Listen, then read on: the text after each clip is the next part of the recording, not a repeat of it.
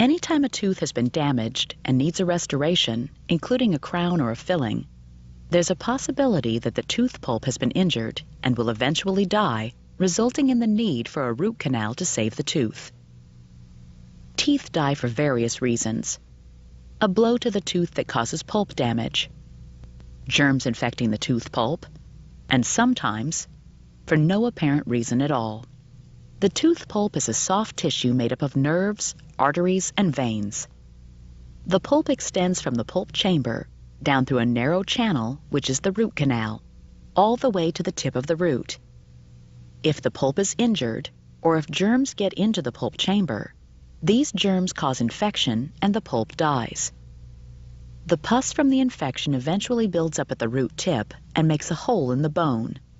This is called an abscess.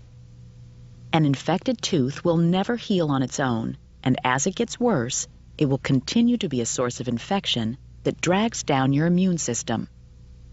Though a dying tooth may not show any symptoms, common symptoms include sensitivity to hot or cold, swelling and pain, or a bad taste in your mouth. We want the entire root canal procedure to be comfortable for you, so the first thing we'll do is make sure you're thoroughly numb. If you've had a crown placed on your tooth, it's been permanently cemented in place, there are a few options to choose from. In some cases, a small hole can be made in the crown to get at the infection, and the root canal can be performed through the crown. This is a dental file.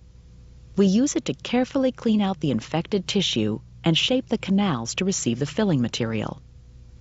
We take X-rays to make sure that all of the infected pulp is removed.